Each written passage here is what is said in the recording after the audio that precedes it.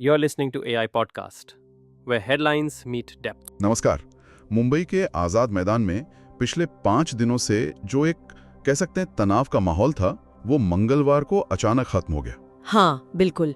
मनोज जरांगे पाटिल का अनशन, मराठा आरक्षण की मांग, हजारों लोग और फिर एकदम से आंदोलन का समाप्त होना। जी, पूरे शहर ने बल्कि पूरे राज्य ने इसे महसूस किया। ये जो हजारों प्रदर्शनकारी जमा हुए थे, करीब 40,000 लोग, 11,000 गाड़ियां, ये सब एकाएक कैसे थमा?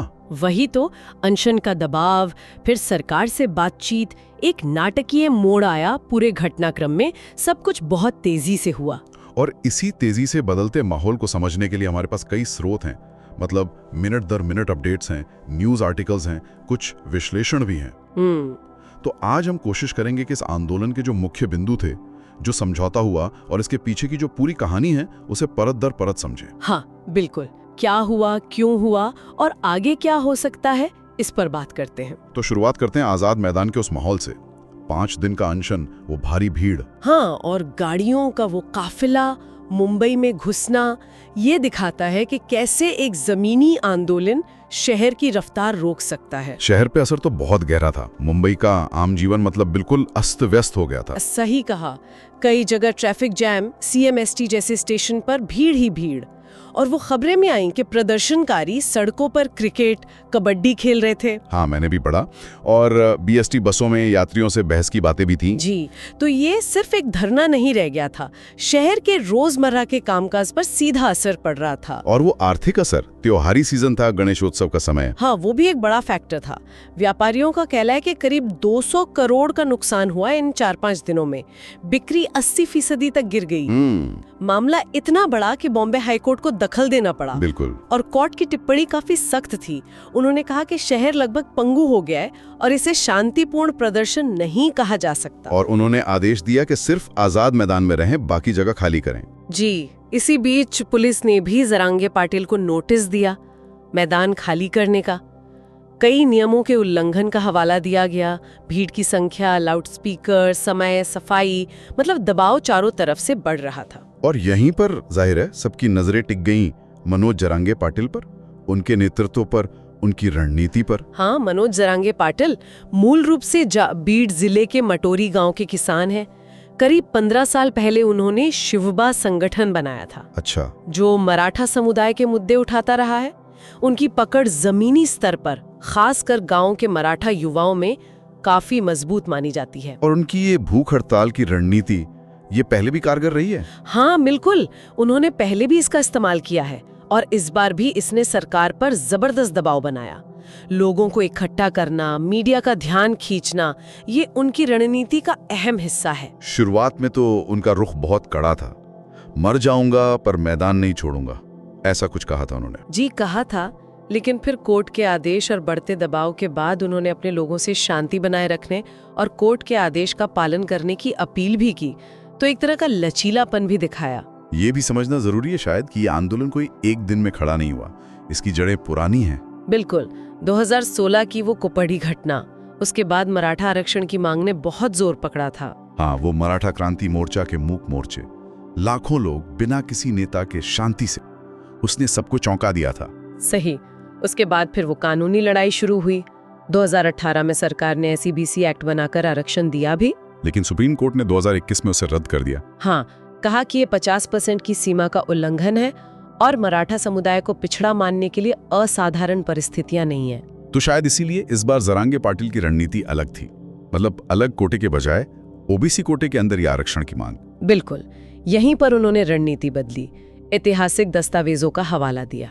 और वही रणनीति आखिरकार समझौते तक ले गई। मंगलवार सुबह सरकार का प्रतिनिधिमंडल पहुंचा आजाद मैदान। जी, मंत्री राधाकृष्ण विखे पाटिल थे उसमें प्रमुख, और फिर जरांगे पाटिल के साथ वो आखिरी दौर की बातचीत हुई। जिसके बाद जरांगे पाटिल ने मंच से घोषणा की कि सरकार ने 8 में से 6 मांगे मान लिए और वो आंदोलन खत्म कर रहे हैं। और इसमें जो सबसे बड़ी, सबसे अहम बात थी वो थी हैदराबाद गैजेट को लागू करने पर सहमति। हैदराबाद गैजेट, ये नाम बार बार आ रहा है।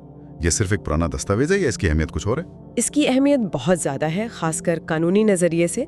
ये सुप्रीम कोर्ट वाली 50% सीमा की जो बाधा थी उसे पार करने की एक, कह सकते हैं, चाबी है, कम से कम मराठवाड़ा क्षेत्र के लिए। तो ये हैदराबाद गैजेट है क्या असल में, और कैसी ये चाबी बनता है? देखिए, ये 1918 का यानी निजाम के शासन के समय का एक सरकारी दस्तावेज है। उस वक्त की हैदराबाद रियासत, जिसमें आज का मराठवाड़ा आता है, वहाँ के रिकॉर्ड से जुड़ा है ये। अच्छा। और इसमें कई मराठा परिवारों या समूहों को कुनबी के तौर पर दर्ज किया गया है। और कुनबी होने का मतलब है ओबीसी कैटेगरी में आना। एग्जैक्टली। कुनबी जाति महाराष्ट्र में पहले से ओबीसी लिस्ट में है।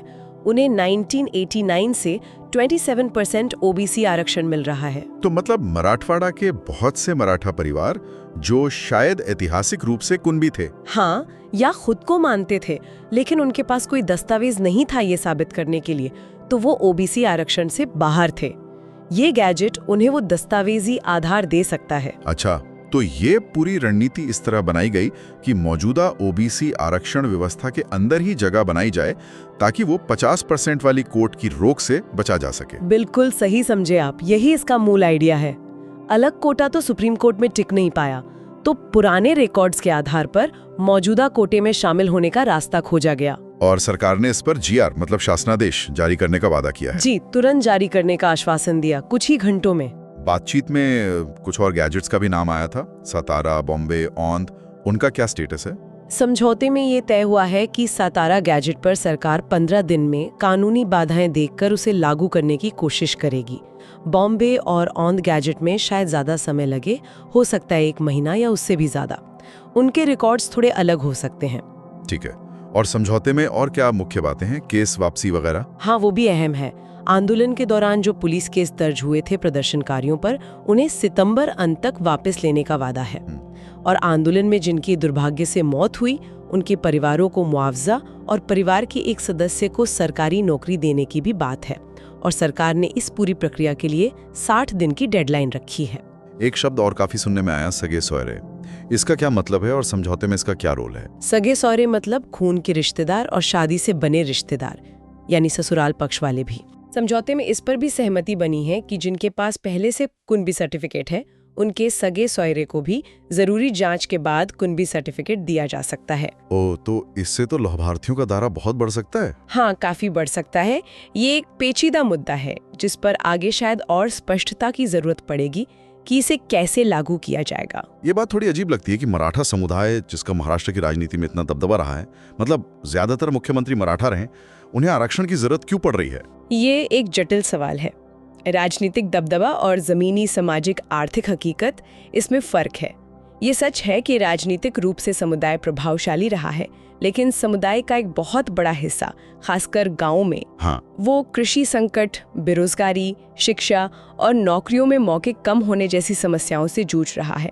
पिछले कुछ दशकों में जो आर्थिक बदलाव हुए हैं, खासकर उदारीकरण के बाद, उसने खेती पर निर्भर लोगों के लिए नई मुश्किलें खड़ी की हैं। तो आरक्षण को एक तरह से इस आर्थिक पिछड़ेपन से निकलने का जरिया माना जा रहा है। हाँ, बिल्कुल।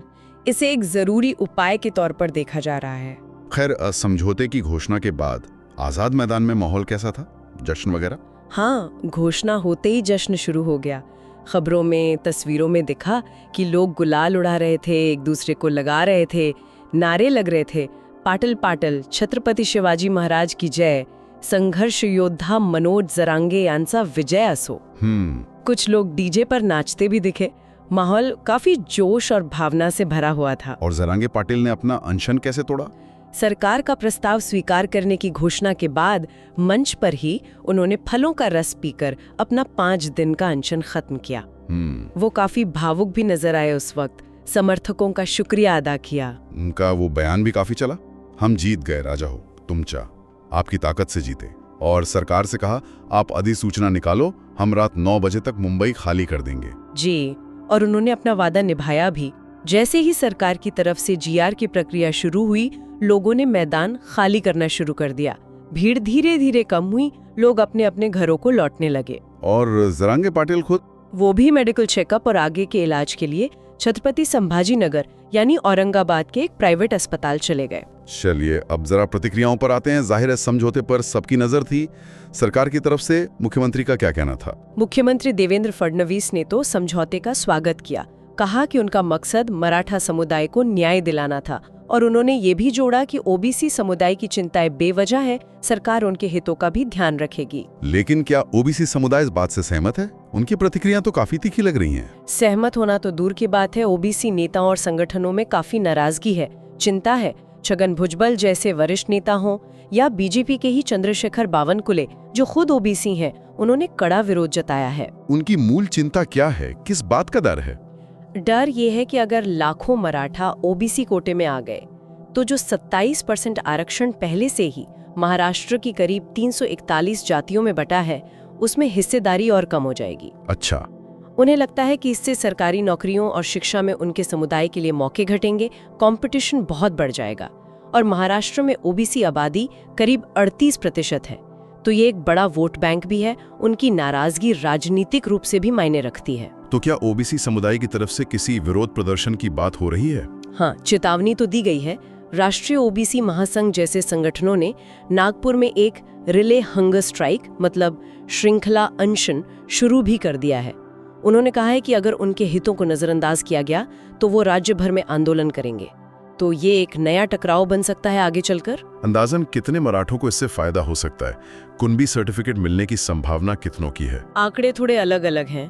कुछ रिपोर्ट्स 50 से 80 लाख कह रही हैं, तो कुछ का मानना है कि सगे सोयरे वाला नियम अगर ठीक से लागू हुआ तो ये संख्या 1.5 करोड़ तक भी जा सकती है। 1.5 करोड़? हाँ, और इसका सबसे ज्यादा असर मराठवाड़ा में ही होगा, क्योंकि हैदराबाद गैजेट वहीं से जुड़ा है। और इसका राजनीतिक फायदा नुकसान क्या लगता है?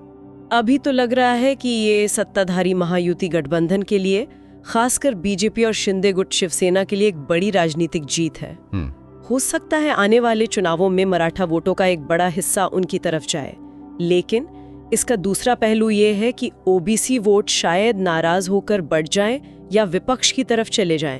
तो ये समीकरण न सिर्फ महाराष्ट्र बल्कि देश की राजनीति पर भी असर डाल सकता है। महाराष्ट्र के बाकी समुदायों पर, ब्राह्मण, दलित, मुस्लिम, उन पर इसका क्या असर होगा? सीधे तौर पे उनके आरक्षण पर तो कोई असर नहीं पड़ेगा, लेकिन राज्य की राजनीति और समाज का समीकरण बदलेगा तो उसका अप्रत्यक्ष असर उन पर भी हो सकता है। जरांगे पाटिल ने वैसे अपने भाषणों में कई बार मराठा दलित मुस्लिम एकता की बात भी की है, जो भविष्य में शायद नए समीकरणों की तरफ इशारा करता हो। तो कुल मिलाकर मुंबई में मराठा आरक्षण का जो एक तनावपूर्ण दौर था, वो फिलहाल सरकार और मनोज जरांगे पाटिल के बीच समझौते से थम गया है। और ये समझौता मुख्य रूप से पुराने दस्तावेजों के आधार पर मराठा समुदाय के एक बड़े हिस्से को मौजूदा ओबीसी कोटे में लाने का रास्ता खोलता है। हाँ, ये समझौता फौरी तौर पर संकट को टालता दिख रहा है, क्योंकि ये 50% सीमा का उल्लंघन किए बिना मौजूदा ढांचे के अंदर ही एक समाधान देने की कोशिश करता है। लेकिन एक बुनियादी सवाल तो फिर भी रह जाता है। क्या सवाल? सवाल ये कि क्या 100 साल से भी ज्यादा पुराने दस्तावेजों के सहारे आज के समय की जो जटिल सामाजिक आर्थिक समस्याएं हैं, जिनसे मराठा समुदाय का बड़ा हिस्सा जूझ रहा है, उनका कोई स्थायी और न्यायसंगत हल निकल सकता है? या फिर ये सिर्फ एक तात्कालिक राजनीतिक जरूरत पूरी करने वाला कदम है, जो आगे चलकर जातिगत पहचान की राजनीति और समुदायों के बीच की होड़ को और तेज करेगा? इन पुराने दस्तावेजों की जांच, सर्टिफिकेट जारी करने की प्रक्रिया, ये कितनी पारदर्शी होगी, इस पर भी बहुत कुछ निर्भर करेगा। कहीं ऐसा ना हो कि एक गांठ सुलझाने में कई नई गांठें पड़ जाएं। ये रास्ता समाज को जोड़ेगा या और बांटेगा, ये तो वक्त ही बताएगा।